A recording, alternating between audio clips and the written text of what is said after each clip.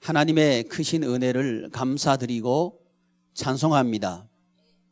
우리에게 거룩한 주님의 날을 주시고 주님 앞에 있게 하신 것을 감사합니다.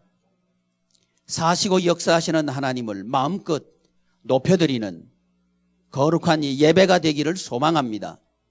주님 역사하여 주시옵소서.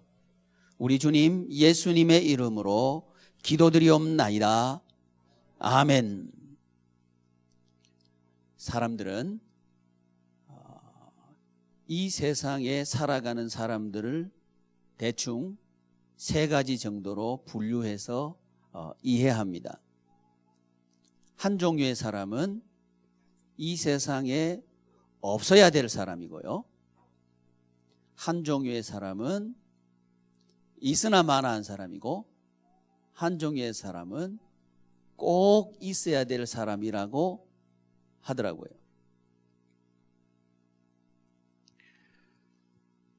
없어야 될 사람. 어떤 사람이 없어야 될 사람일까요? 그 사람은 아마 다른 사람에게 해를 끼치는 사람이겠죠.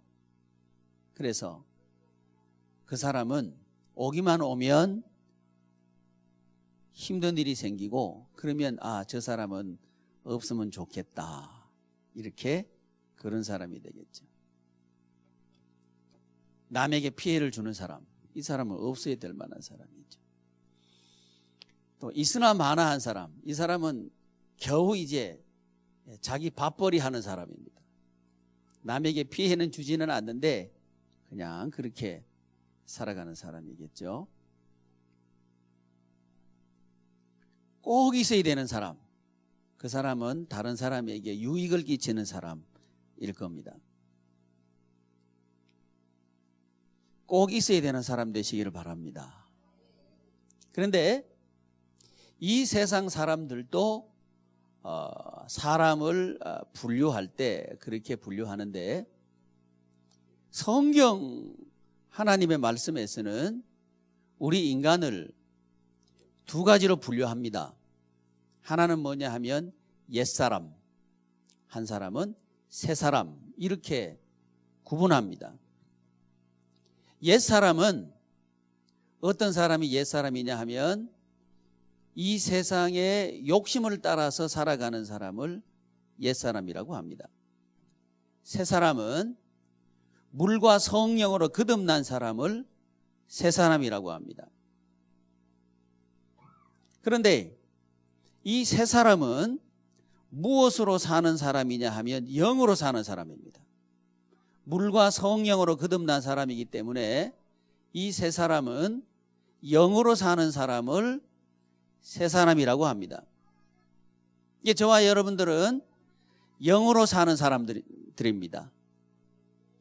영으로 사는 사람들을 그리스도인이라 그러고, 하나님에게 속한 사람이라 그러고, 하나님 나라의 백성이라 그럽니다. 그래서 오늘 이번 주간에는 우리가 플러스 인생을 사는 세 번째 시간을 우리가 하나님으로부터 은혜를 받을 텐데, 첫 번째 우리가 플러스 인생을 살려고 하면 우선순위를 확정하십시오, 이런 말씀을 우리가 함께 나누었습니다. 우선순위를 확정을 하는데, 그 우선순위는 하나님의 나라가 될 때 플러스 인생을 살 수 있습니다 하는 것을 배웠습니다. 이렇게 사셨기를 축복합니다. 하나님의 나라는 하나님께서 통치하시고 하나님께서 역사하시는 곳을 만들고, 또 하나님께서 통치하시도록 하는 것을 하겠다는 것에, 여기에 마음을 우선순위를 두고 확정한 사람, 이 사람은 플러스 인생을 살게 됩니다. 두 번째는 플러스 인생을 살기 위해서는 극복해야 됩니다 하는 말씀을 나눴습니다. 우리가 우선순위를 확정하고 나면 반드시 어려움이 찾아옵니다. 우리에게 우선순위를 지키지 못하도록 하는 그런 어려움이 반드시 찾아오게 됩니다.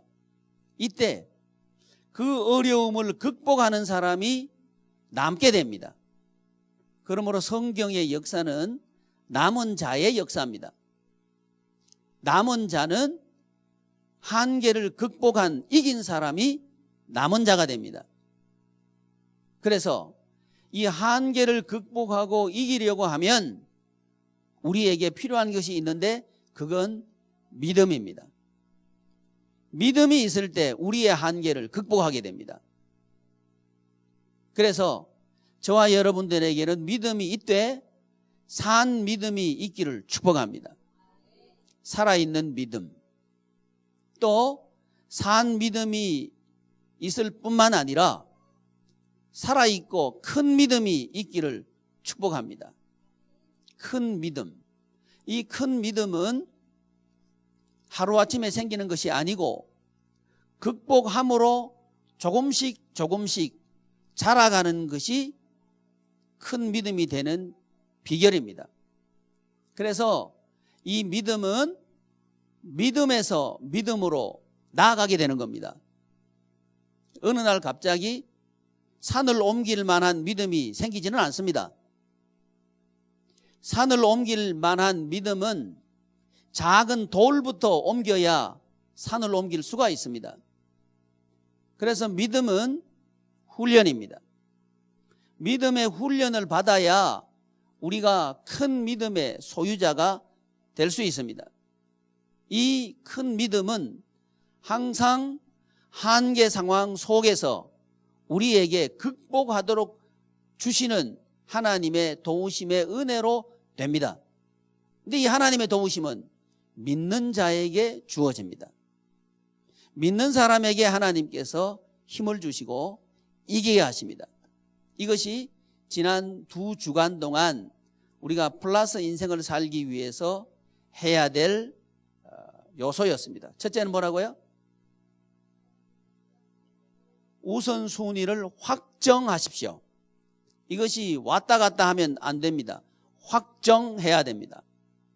어떤 상황이 되더라도 우선순위가 하나님의 나라에 있어야 됩니다. 하나님의 나라가 뭐라 그랬죠? 하나님께서 통치하시는 곳 또는 통치하시는 것, 이게 하나님의 나라입니다. 그러니까 우리 가정을 하나님께서 통치하는 곳으로 만들어야 되겠다 하는 여기에 우선순위가 있어야 됩니다. 그래야 우리 가정들이 의식주의 염려에서 벗어날 수 있습니다. 너희는 먼저 그의 나라와 그의 의를 구하라. 그리하면 이 모든 것을 너희에게 더하시리라 하신 이 말씀은 의식주를 염려하는 이방인에 대비해서 하나님께서 너희 곧 새 사람 된 우리에게 주신 말씀입니다. 그러므로 우리 가정이 의식주의 염려에서 벗어나는 길은 우선순위를 확정하는 겁니다. 반대로 말씀드리면 우리 가정이 돈 문제 때문에 염려가 떠날 날이 없다. 그러면 우리는 지금 우선순위를 확정하지 않았다는 증거입니다. 이렇게 우리 자신의 삶을 진단해야 합니다. 저와 여러분들의 인생을 진단하는 유일한 기준은 하나님의 말씀입니다. 하나님의 말씀이 우리에게 뭐라고 진단하시느냐 하면 염려가 있느냐, 우선순위 확정하지 않았다, 이렇게 진단하십니다. 그리고 처방하시기를 너희는 먼저 그의 나라와 그의 의를 구하라, 이렇게 처방하십니다.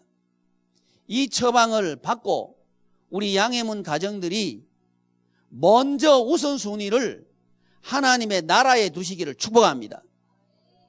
그럴 때에 우리 가정의 돈 염려는 떠나갈 것입니다. 이런 축복이 있기를 바랍니다. 오늘 이 시간이 확정하는 시간 되시기를 축복합니다.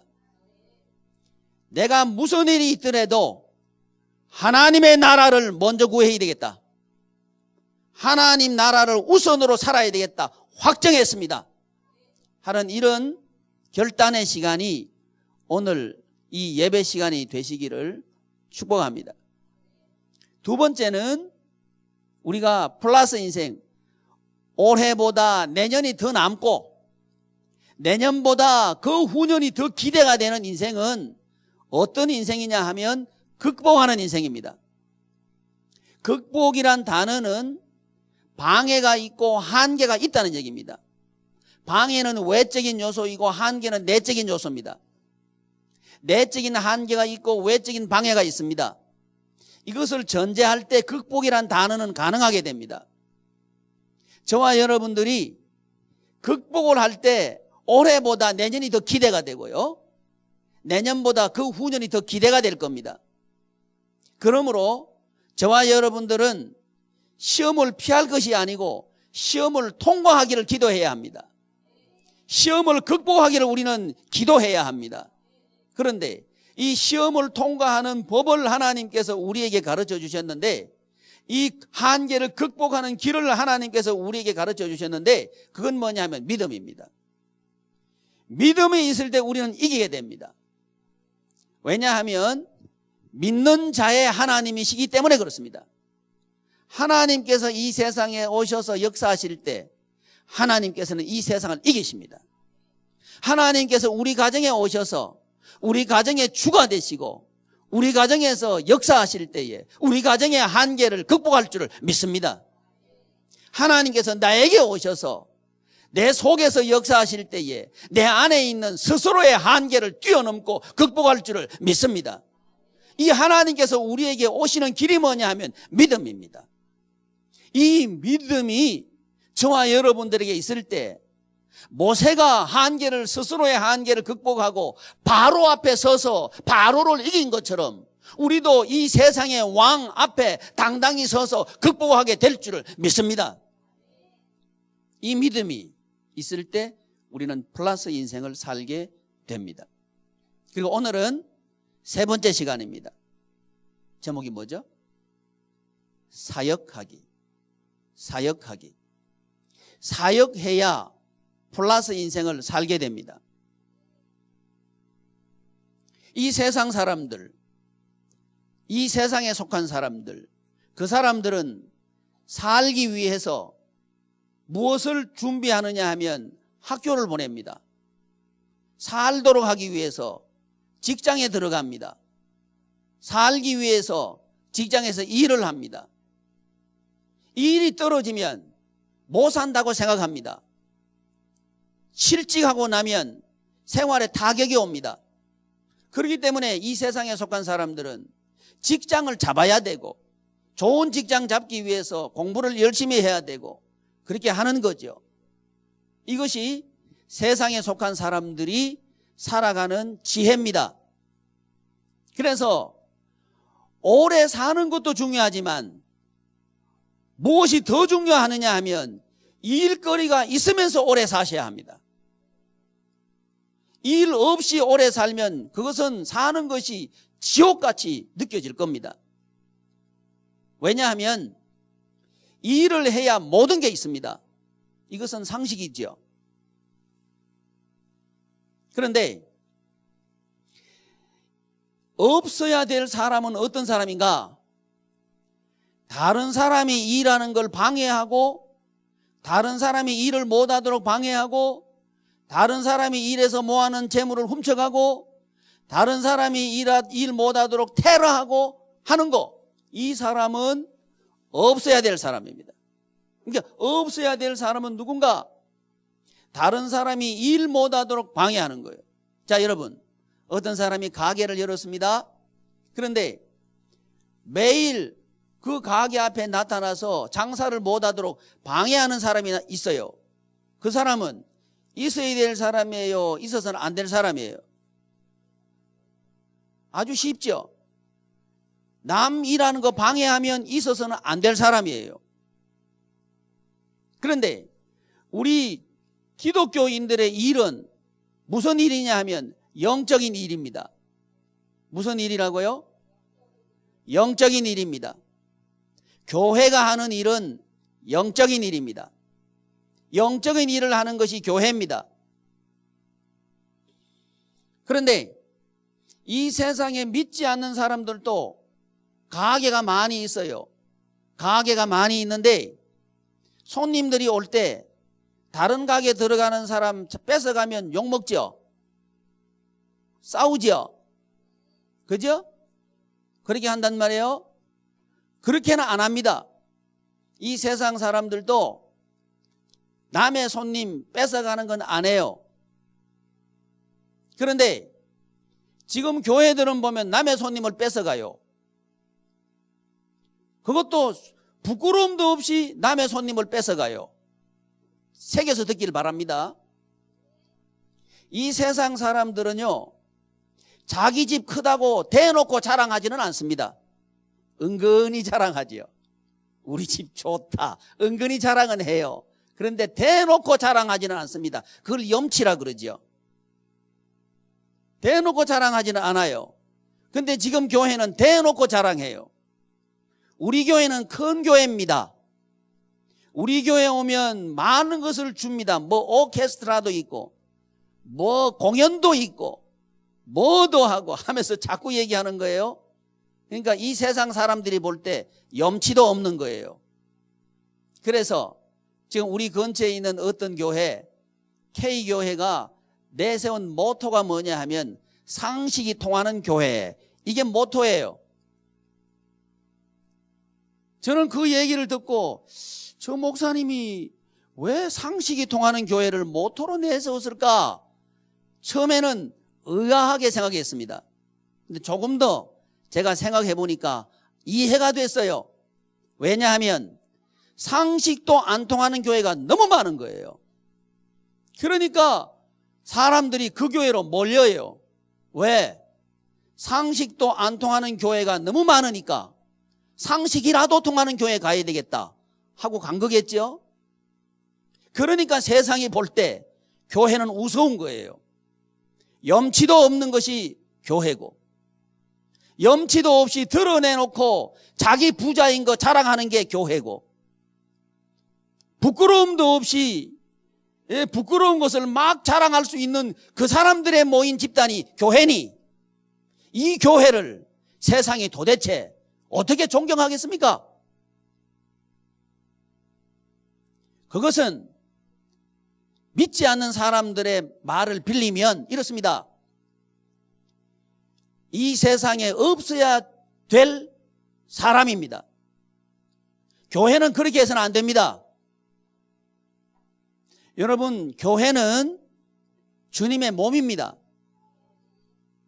예수님의, 살아계신 예수님의 몸이라고요. 교회는 영적인 공동체입니다. 그러니까 우리 교회 뭐 크다, 우리 교회 가구가 좋다, 우리 교회 뭐도 있고 뭐도 있다, 그러면 믿지 않는 사람들이 뭐라고 말하는지 알아요? 그거 우리 집에도 있다 그래요.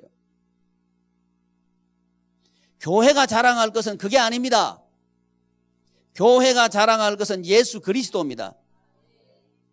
교회가 내세울 것은 십자가입니다. 물질적인 부자가 아닙니다. 예수 그리스도의 십자가의 죽으심을 자랑하는 것이 교회입니다. 근데 지금 교회는 그 반대예요. 여러분, 상식이 통하는, 최소한 상식이 통해야 돼요. 최소한. 상식도 안 통하는 교회는 안 돼요. 이러면 교회가 존재할 이유가 없습니다. 믿지 않는 사람들의 얘기를 그대로 빌리면 없어야 될 교회입니다. 그렇게 해서는 안 됩니다. 교회는 교회다워야 합니다. 교회가 교회다우려고 하면 무엇이 교회다운가? 사역하는 교회가 교회다운 교회입니다. 상식이 통하는 교회가 교회다운 교회가 아니고, 얼마나 답답했으면 상식이 통하는 교회를 모토로 했을까? 우리 교회는 천국 같은 교회가 모토입니다. 천국 같은 교회를 만들어야 합니다. 천국 같은 교회는 규모를 자랑하지 않습니다. 규모는 하나님의 말씀 하나로 이 땅 모든 것을 하나님께서 지으셨습니다. 하나님께서는 이 세상이 중요한 게 아니고 바로 인간이 중요합니다. 교회의 핵심은 사람입니다. 그런데 이 세상 사람들은 하는 일이 없으면 실직했다 그러고 하는 일이 떨어졌으면 불행하다고 얘기해요. 그런데 새 사람 된 하나님의 백성들은 그걸 모르는 거예요. 영적인 일을 못하면 불행한 줄 알아야 되는데 오히려 반대예요. 교회, 어떤 교회가 좋은 교회인가? 일을 시키지 않는 교회가 좋은 교회래요. 거기 가면 청소도 시키지 않는 교회가 좋은 교회래요. 밥하는 것 바깥에 사람들 불러가지고 돈 주고 밥하는 교회가 좋은 교회래요. 아무 일도 안 하고 오로지 가기만 가서 내가 볼 거 보고 누릴 거 누리도록 하는 교회가 좋은 교회래요. 얼마나 왜곡되어 있습니까? 세상 사람들은 일 없는 것이 불행인 줄은 알아요. 그런데 우리 크리스찬들은 일하지 않는 것이 불행인 줄조차도 모르고 있다 이 말이에요. 이러니까 교회가 교회답지 않다는 겁니다. 여러분, 교회다운 교회는 주님의 일하는 교회가 교회다운 교회입니다. 어떤 교회가 교회다운 교회냐 하면 우리 모든 성도들이 주님의 일하는 교회가, 일하도록 하는 교회가 좋은 교회입니다. 왜냐하면 우리가 주님 앞에 가서 남는 게 뭐냐 하면 주님의 일한 것만 남습니다. 부자 된 것 아무 상관없습니다. 부자는 천국 가면 보도블록이 금이에요. 그런데 금괴라고 우리는 은행에다가 비밀 창고에다 모셔놓잖아요. 뭘 모셔놓고 있는 거예요? 보도블록 모셔놓고 있는 거예요. 웃기지요? 그걸 또 사람들은 부러워하면서 야, 저 금괴 나도 하나 있었으면 좋겠다 이러고 앉아 있다는 거예요. 누가? 크리스찬들이. 이러니까 성도가 성도답지 않다는 겁니다. 이러니까 우리는 인생을 쏟고 있는 거예요. 교회 나오면서도 돈을 위해서, 먹고 사는 걸 위해서 교회 나오니까 교회 나오면서 여전히 돈 걱정을 하고 있는 거예요. 염려를 하고 계시는 거예요. 돈 걱정, 먹고 사는 걱정이 떠나가는 길이 있습니다. 그건 뭐냐면 하나님께서 일하시면 됩니다. 하나님께서 일하시도록 하면 됩니다. 하나님께서 나에게 오셔서 일하시도록 하는 길이 뭐냐면 내가 주님의 일하는 겁니다. 내가 주님의 일을 하면 내가 주님의 생명에 연합하게 됩니다. 내가 주님의 일을 함으로 주님의 생명에 연합하면 주 예수님 안에 있는 하나님의 생명이 우리에게 건너오게 됩니다. 우리에게 건너온 하나님의 생명이 우리에게 역사합니다. 그럴 때에 우리는 이 세상을 이기게 됩니다. 이것이 믿음입니다. 이 믿음의 고백이 뭐냐 하면 사역입니다. 그러므로 우리는 교회다운 교회가 되어야 합니다. 우리 모든 성도님들은 사역하는 성도님들이 되시기를 축복합니다. 그럴 때에 우리는 플러스 인생을 살 수가 있는 겁니다. 이럴 때 우리 교회는 존재할 이유가 있는 교회가 됩니다. 이 세상에 존재해야 될 이유가 있는 교회가 되기를 소망합니다. 그러려고 하면 우리는 사역하는 교회가 돼야 합니다. 저는 얼마나 감사한지 몰라요.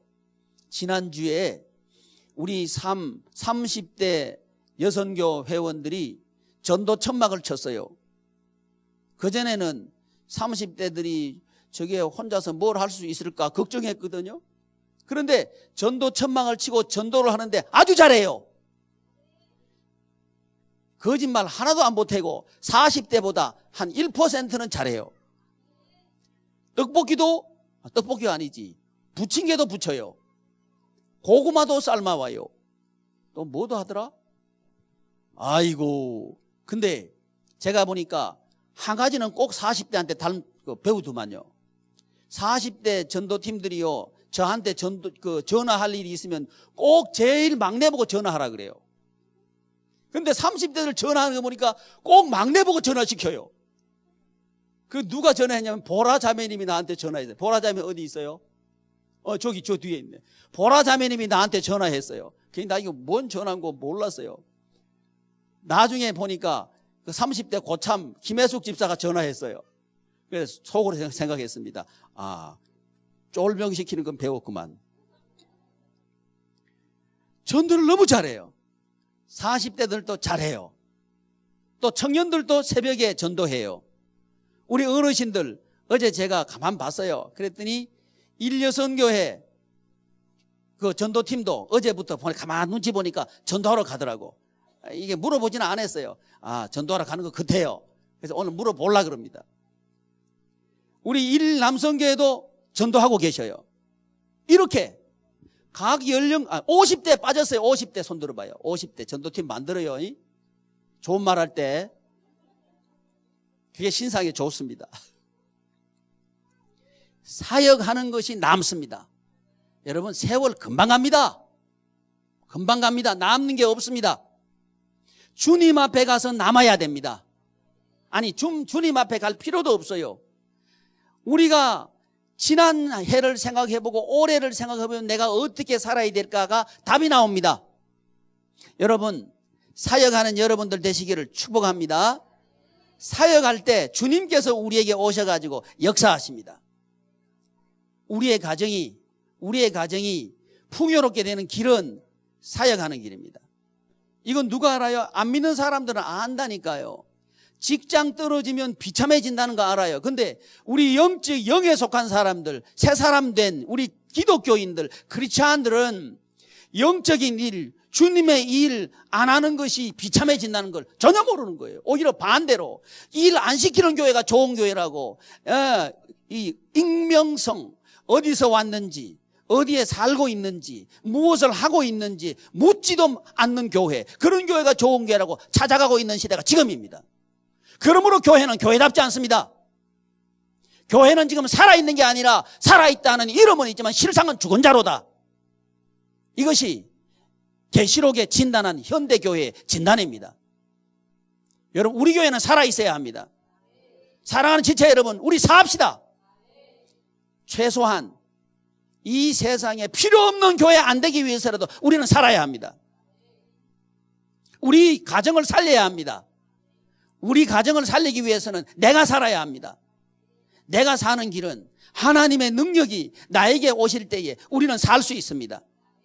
하나님의 능력이 나를 붙잡으실 때에 우리는 극복하고 이길 수 있습니다. 이 믿음의 사람들은 믿음의 몸짓을 합니다. 그게 사역입니다. 여러분, 토요일마다 교회에 오셔가지고 교회 청소하시는 분도 계셔요. 화장실 청소하시는 분도 계셔요. 풀 뜯는 분도 계셔요. 아무도 모르게 일하시는 분들 너무너무 많습니다. 그분들은 하늘나라 가면 하나님께서 기뻐하실 거예요. 일하는 것을 통해서 하나님께서 우리에게 생명의 기운을 주십니다. 생기를 주십니다. 이것이 저와 여러분이 사는 맛입니다. 인생이 사는 맛은 일하는 겁니다. 일 없는 것이 아니고 일하는 겁니다. 그래서 오늘 우리가 이번 주간부터 우리가 예배 예전을 더 성경적으로 접근시켰습니다. 예배는 설교만이 예배가 아닙니다. 모든 과정들이 예배입니다. 그래서 맨 처음에 찬양하죠. 그걸 임예 찬양이라 그래요. 임예 찬양. 그때 찬양팀이 나와서 찬양하잖아요. 그 찬양은 그 자체가 사역입니다. 그 찬양을 할 때 우리 모두는 일어서야 합니다. 왜냐하면 우리 모두는 사역자기 때문에 일어서야 합니다. 이 임예라고 하는 것은 하나님을 이 예배 가운데 초청한다는 예전입니다. 그래서 하나님께서 오시는데 앉아 계시면 안 되는 거예요. 하나님께서 오실 때 우리는 일어서야 하는 겁니다. 그래서 함께 일어서서 하나님을 영접하는, 모셔드리는 그런 예전으로 예배는 시작되는 겁니다. 일어서시는 그 자체가 사역입니다. 함께, 그리고 찬양을 하실 때 마음을 다해가지고 찬양을 크게 하시기를 바랍니다. 기도하는 마음으로 찬양하시기를 바랍니다. 이게 사역입니다. 그럴 때 우리의 영혼은 막 살아날 겁니다. 그리고 이제 부름, 예배의 부름, 이 부름이라고 하는 것은 이제 부르심, 하나님의 오심을 초청하는 그 예전이 부름입니다. 이 부름할 때 집례자가 하나님을 초청하고 그다음에 회중들이 하고 함께 더불어 하나님을 초청하는 이 예전이 부름 예전입니다. 그다음에 기원, 이런 순서들은 그냥 있는 것이 아니고 성경에 나와 있는 사역들을 예배 가운데에 녹여낸 것이 예전입니다. 그래서 이 예전을 우리 모두는 다 참여하는 마음으로 하시기를 바랍니다. 그리고 예배 참석하시면 미리 찬송가도 찾아 놓으시고요. 또 성경책도 이렇게 성경책도 찾아 놓으시고 이렇게 하셔야 합니다. 이 자체가 사역입니다. 그리고 이 예배 자체가 끊기지 않고 물 흐르듯이 흘러갈 수 있도록 우리 모두는 준비해야 합니다. 그리고 모든 예배위원들은 토요일 날 6시에 모여가지고 예배를 준비해야 합니다. 준비하고 기도하고 준비하고 연습하고 가장 아름답게 하나님께 드릴 수 있도록 우리는 준비해야 합니다. 이렇게 예배를 그냥 앉아서 보는 게 아니고 참여하는 겁니다.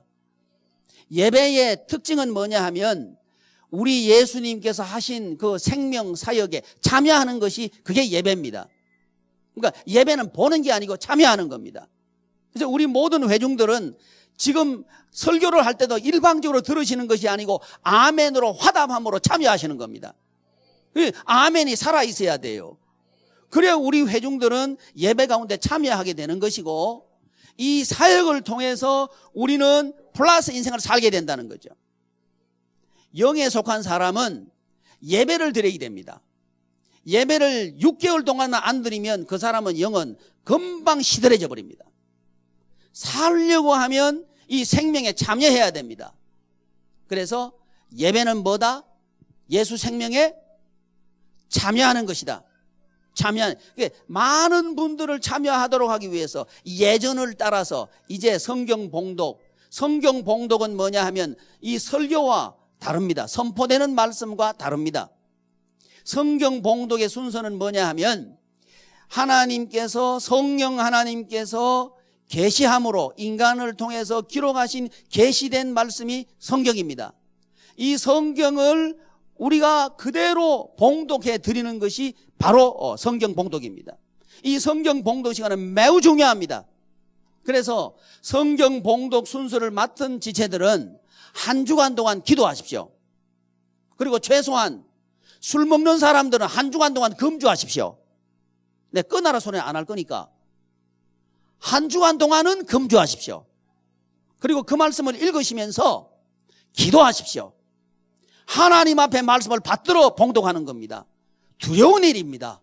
그리고 영광스러운 일입니다. 이렇게 성경 봉독은 계시된 하나님의 말씀을 회중 가운데 함께 하나님께 높여드리는 것이 성경 봉독입니다. 그 다음에 이제 선포되는 말씀, 설교 말씀이 있습니다.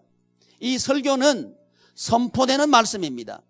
이 설교와 성경 봉독이 다른 건 뭐냐 하면 설교는 우리 회중들, 우리 양해문 교우들의 여건과 형편과 사정에 맞도록 그때 주시는 하나님의 말씀입니다.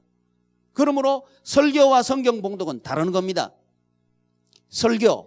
이 설교를 들을 때 일방적으로 들으시는 게 아니고 우리의 삶의 현장 가운데 하나님께서 하시는 말씀이라는 거죠.